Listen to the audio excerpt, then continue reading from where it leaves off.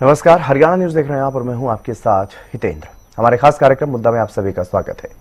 मुद्दा में आज बात करेंगे रॉबर्ट वाड्रा की, क्योंकि कांग्रेस सांसद प्रियंका गांधी के पति रॉबर्ट वाड्रा पर जो मनी लॉन्ड्रिंग का मामला चल रहा है, उसमें अब ईडी ने अपनी चार्जशीट दाखिल कर दी है। मामला साल 2018 से चल रहा है। मामले में ईडी ने वाड्रा से कई बार पूछताछ की है, घंटों तक पूछताछ की गई है, जिसके बाद अब चार्जशीट दाखिल कर दी गई है। ऐसे में सवाल उठ रहा है कि क्या अब रॉबर्ट वाड्रा की मुश्किलें बढ़ेंगी? इसी मुद्दे पर करेंगे चर्चा, लेकिन उससे पहले एक रिपोर्ट आप देखिए।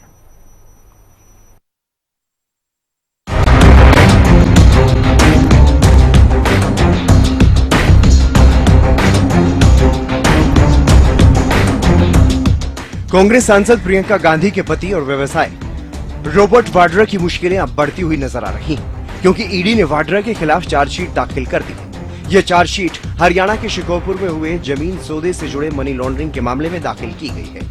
वाड्रा के साथ ही इसमें और भी कई लोगों और कंपनियों के नाम शामिल बताए जा रहे हैं। मामला साल 2018 का है, जब रॉबर्ट वाड्रा हरियाणा के पूर्व CM Bhupendra Singh Hooda, real estate company DLF और एक प्रॉपर्टी डीलर के खिलाफ एफआईआर दर्ज की गई थी। एफआईआर में भ्रष्टाचार, जालसाजी और धोखाधड़ी समेत अन्य आरोप लगाए गए हैं। आरोप पत्र के अनुसार वाड्रा की कंपनी स्काईलाइट हॉस्पिटैलिटी ने साल 2008 में 7.5 करोड़ रुपए में 3.53 एकड़ जमीन खरीदी थी, जबकि परियोजना पूरी किए बिना ही उतनी ही जमीन 58 करोड़ रुपए में बेच दी गई। आरोप पत्र में रॉबर्ट वाड्रा को आरोपी बनाया गया है। इस मामले में एजेंसी ने वाड्रा से 18 घंटे से भी ज्यादा समय तक पूछताछ की। मामले में पूर्व सीएम हुड्डा पर भी आरोप है कि हुड्डा सरकार में इस जमीन में से 2.70 एकड़ जमीन को कमर्शियल कॉलोनी के तौर पर डेवलप करने की इजाजत देते हुए रॉबर्ट वाड्रा की कंपनी को इसका लाइसेंस दिया था। आवासीय परियोजना का लाइसेंस मिलने के बाद जमीन की कीमत बढ़ गई। बाद में वाड्रा से जुड़ी कंपनी ने ये जमीन डीएलएफ को 58 करोड़ में बेच दी। आगे चलकर हुड्डा सरकार ने आवासीय परियोजना का लाइसेंस डीएलएफ को ट्रांसफर कर दिया। आरोप है कि इस पूरी डील में कई अनियमितताएं बरती गई। हरियाणा पुलिस ने साल 2018 में इस सौदे से जुड़े मामले में केस दर्ज किया। आगे चलकर ईडी ने भी इस मामले में केस दर्ज कर जांच शुरू की। मामले में ईडी की पूछताछ पर रॉबर्ट वाड्रा ने पहले ही राजनीतिक प्रतिशोध और एजेंसियों के दुरुपयोग का आरोप सरकार पर लगाया था। उनका यह कहना है कि साल 2019 में भी वो सभी दस्तावेज जमा कर चुके हैं। बहरहाल अब देखना होगा कि आगे क्या होता है, क्योंकि अब चार्जशीट दाखिल की जा चुकी है। Bureau report, Haryana news.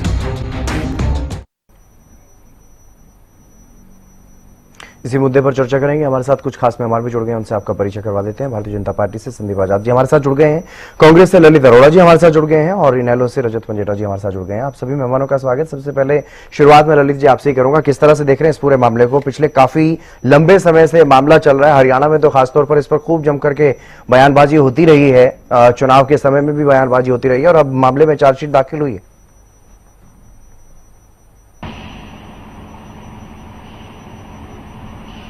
इसलिए कि 2008 में ये डील हुई जी, ओपीपीएल से इन्होंने खरीदा स्काईलाइट वालों ने, जो केमिकल ये डायरेक्टर से बांट रही।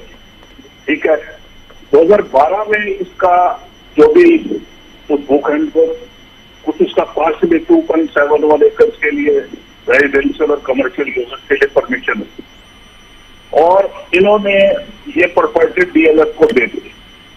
डीएलएफ के पास में एडवोकेट्स, वैल्यूअर, सर्वेयर की एक बहुत बड़ी टीम है।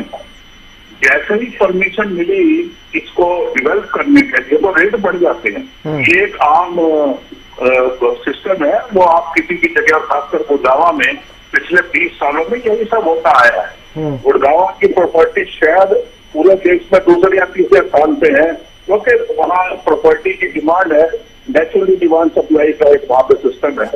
अब इसमें इन्होंने क्या किया, मुंगेसर के तहसीलदार ने एफिडेविट भी दिया कि इसमें कोई अनियमितता नहीं हुई।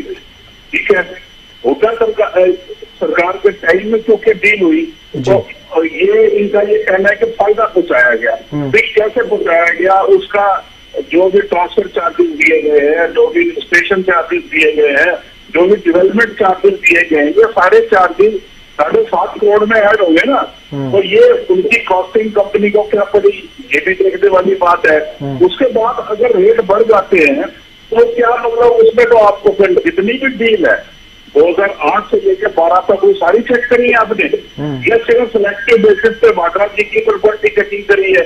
ये भी तो एक सवाल है ना कि जिसका भी रेट बढ़ा वो उसको आपने चेक किया, इन्वेस्टिगेट किया, मनी लॉन्ड्रिंग में लगा दिया। मनी लॉन्ड्रिंग पीएमएलए का मतलब क्या है कि सोर्सेज ही नहीं पता। जब सोर्सेज नहीं पता तभी ना आप ऐसा करोगे। लेकिन आपके पास तो सारा कुछ लीगली है। या तो ये बताओ कि जो लैंड डील है वो ऑफिशियल सिस्टम से नहीं हुई है। अगर ऑफिशियल सिस्टम से हुई है तो आप कोर्ट में क्यों गए और आपके बनस्पत तहसीलदार ने क्यों लिखा? इसमें चिंता का रोल जो है वो भी कोई मुझे तो सही नहीं लगता, क्योंकि फिर बाद में फिर 2018 में केस चला, आज 7 साल आपको हो गए और अभी तो एक क्रिमिनल कंप्लेंट फाइल हुई है। कोई इस पर इतना है तो क्या कोई कोर्ट ने कॉन्फिडेंस ले लिया है कि वाड्रा डील में ये हो गया है? कंप्लेंट फाइल हुई है, ठीक है, लेकिन कोर्ट डिसाइड की क्या करना है इसमें।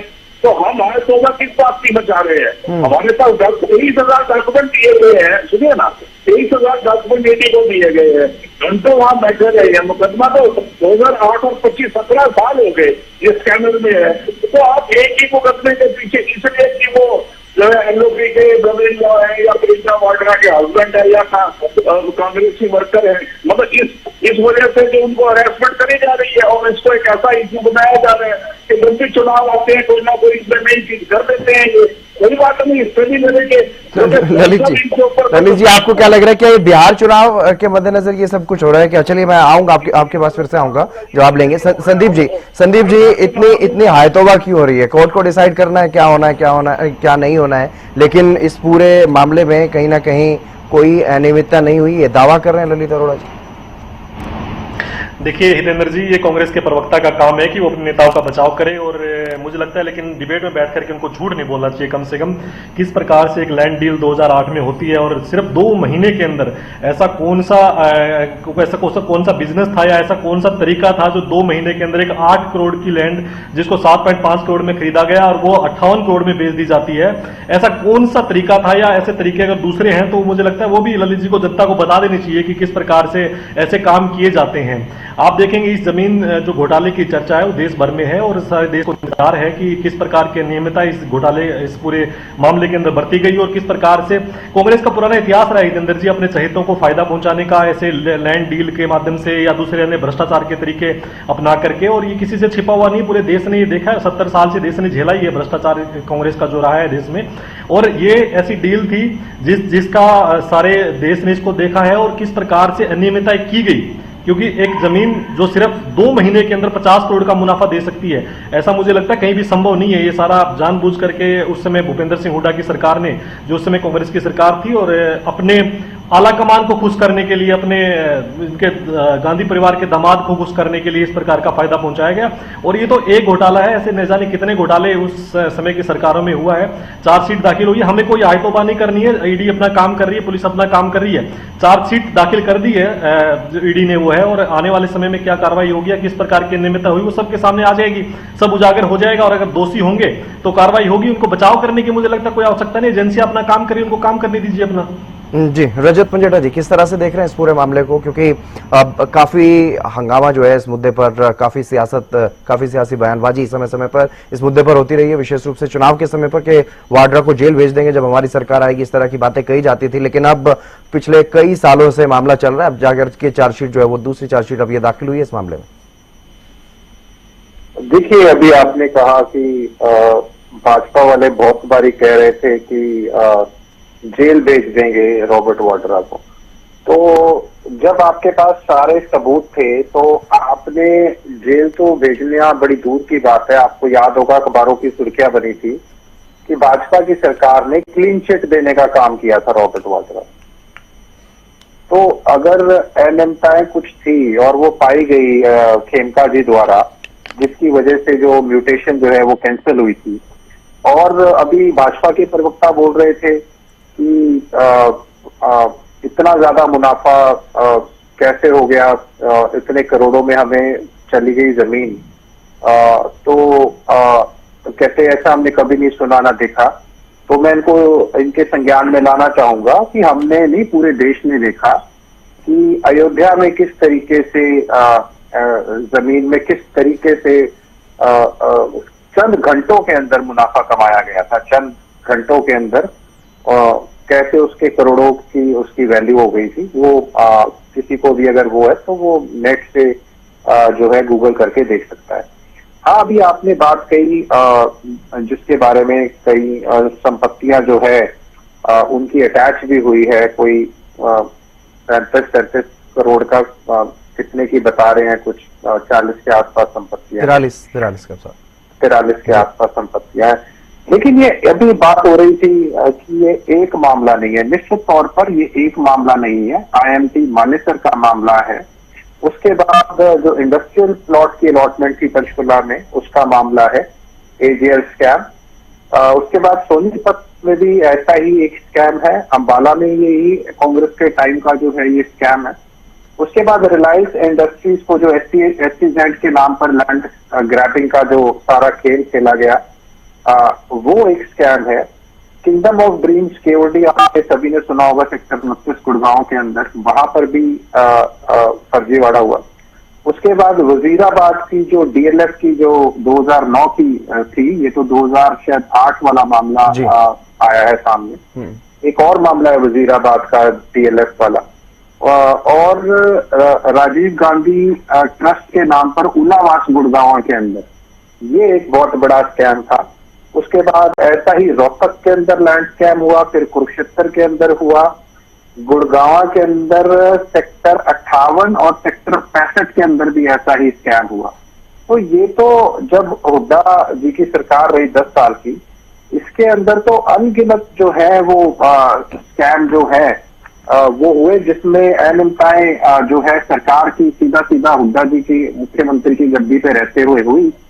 और इसकी एक डिटेल चार्जशीट जो है वो हमने उस समय के जो माननीय गवर्नर हरियाणा के हुआ करते थे कप्तान सोलंकी जी, तो उनको हमने बाकायदा इसके सारे सबूत के साथ हमने, और ये वाला भी जो आज चर्चा का विषय बना हुआ है उसकी भी हमने बाकायदा सबूत के साथ एक चार्जशीट बनाकर लगभग 350 पेज की वो गवर्नर जी को हमने वो सौंपी थी।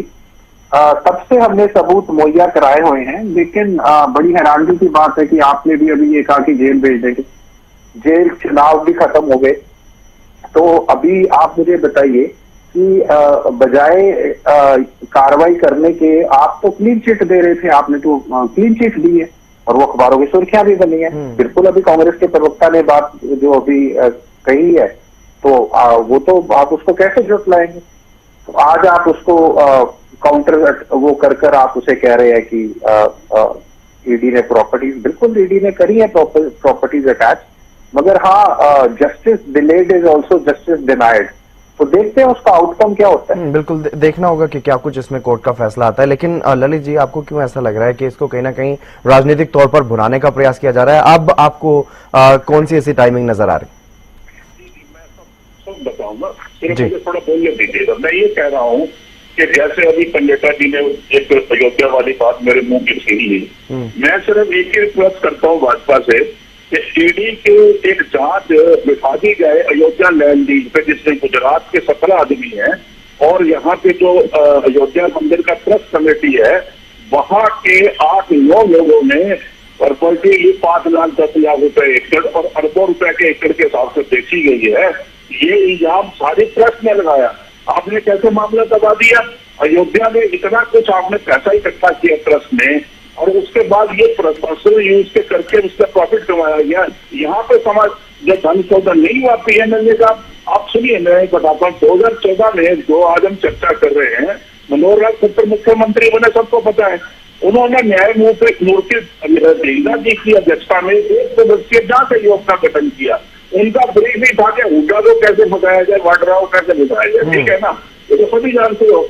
उन्होंने 31 अगस्त 2016 को राज्य सरकार को 182 पैसों की एक रिपोर्ट सौंप दी, लेकिन इसे आज तक सार्वजनिक नहीं किया गया। भाजपा प्रवक्ता अगर ईमानदारी है तो बताते हैं कि क्यों नहीं किया गया इसको, क्योंकि इनसे भी कुछ हो गया उसमें, या जांच में क्लीन चिट दी क्यों होगी, अदरवाइज आपने क्यों भी सार्वजनिक किया? 2016 में जब हुड्डा ने गहिरा आयोग के गठन के फैसले को ही चुनौती दे दी थी, तो सरकार ने एक वचन दिया था कि प्रकाशित नहीं की जाएगी ये रिपोर्ट। भाई अगर आपको उसमें कुछ मिलता तो आप प्रकाशित क्यों नहीं करते? अगर आप ये कहते हैं कि डींगरा आयोग ने हुड्डा साहब के खिलाफ जांच की सिफारिश की थी, तो आपका तो उसको ओपन करना जरूरी था ना। भाई उनका आचरण अगर आर्थिक लाभ वाले के उनके ऊपर एलिगेशन था और वो वाकई भ्रष्टाचार या मतलब एंटी करप्शन वालों के पास में तो गई होगी, हरियाणा सरकार के वकीलों ने भी तो उसको देखा होगा, भाजपा के जो नेताओं ने भी उसको देखा होगा, क्यों नहीं सार्वजनिक किया? उसके अलावा 2018 में जब आपने 1 सितंबर 2018 को पाउरो के राजनीतिक सुरेंद्र शर्मा उनसे केस दर्ज करवाया आपने खिड़की डोला थाने में, ठीक है। जब आपने वहां करवा दिया तो 2023 में क्या होता है? इसी मामले में हरियाणा उच्च न्यायालय के न्यायमूर्ति अगस्त्य जॉर्ज मसीह और न्यायमूर्ति हरप्रीत सिंह बराड़ की पीठ के समक्ष हरियाणा सरकार के हलफ मामले में, ध्यान दीजिएगा, हलफनामे में ये कहा गया कि डीएलएफ यूनिवर्सल को भूमि हस्तांतरण में किसी भी नियम का उल्लंघन नहीं किया गया। ये कोर्ट के रिपोर्ट में है। हलफनामा पंजाब, हरियाणा, चंडीगढ़ मौजूद पूर्व सांसद विधायकों के संबंधित उस मामले में दिया गया था। वाड्रा भूमि मामले में क्या गया? तहसीलदार मलेश्वर गुरनाम द्वारा ये रिपोर्ट दी गई थी कि स्काईलाइन हॉस्पिटलिटी ने 18 सितंबर 2012 को 3.5 एकड़ डीएलएफ यूनिवर्सल लिमिटेड को बेची और उक्त लेन देन में किसी मिनिमम नियम का उल्लंघन नहीं किया गया।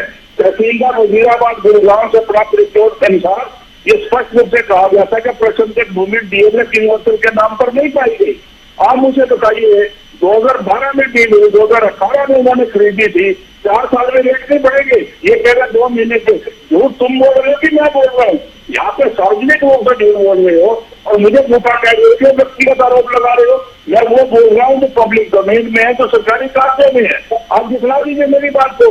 सिर्फ यहाँ आके ऊंचा ऊंचा बोल रहे थे कि नहीं जी ये तो झूठ बोल रहे हैं। झूठ कौन बोल रहा है बताइए? 2008-2012 में लिखा है कि 3.5 एकड़ भूमि डीएलएफ को बेची गई, यही है ना?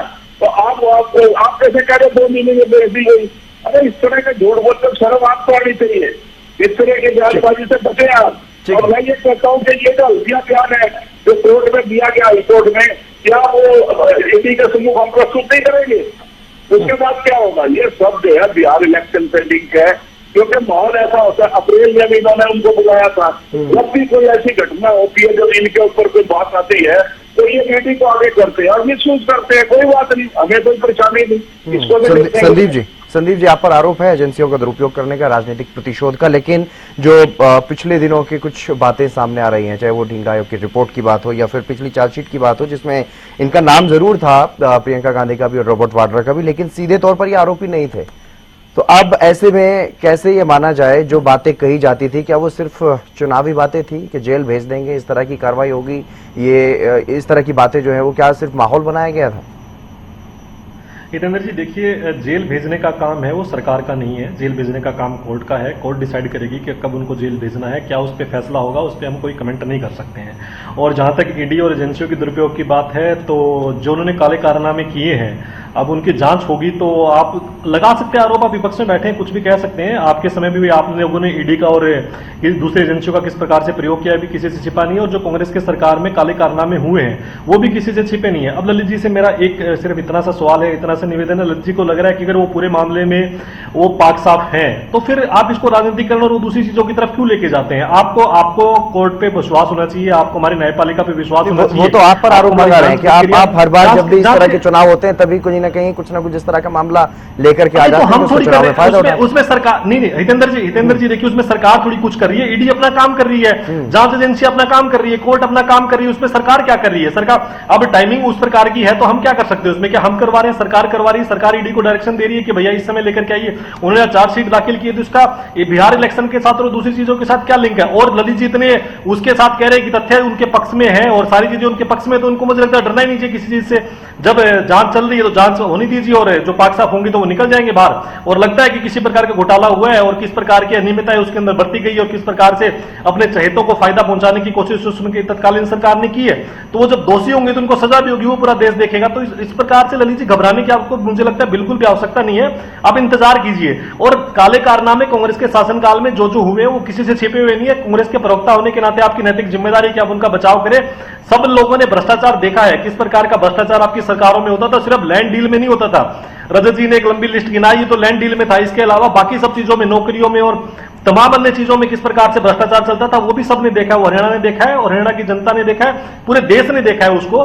तो इसलिए ललित जी, मेरा आपसे निवेदन है कि आप घबराइए मत। अगर आपको लगता है कि वो पाक साफ है, उनका किसी प्रकार से इसमें कोई अनियमितता उन्होंने नहीं की है, बिल्कुल साफ तरीके से सारी चीजें हुई है, तो इंतजार कीजिए। किस बात की चिंता है आपको? आपके जो जिनका आपके आलाकमान के जो मैं कहूँ राष्ट्रीय दामाद जिसको कहते हैं वो बाहर आ जाएंगे अपने आप, और आप चिंता मत कीजिए इसकी। इसको चुनाव के साथ और बाकी चीजों के साथ जोड़ने का प्रयास भी मत कीजिए फिर आप लोग। मैं रजत जी के पास आऊंगा, उनसे भी आखिरी सवाल लूंगा, लेकिन उससे पहले ललित जी कुछ आपत्ति जता रहे थे।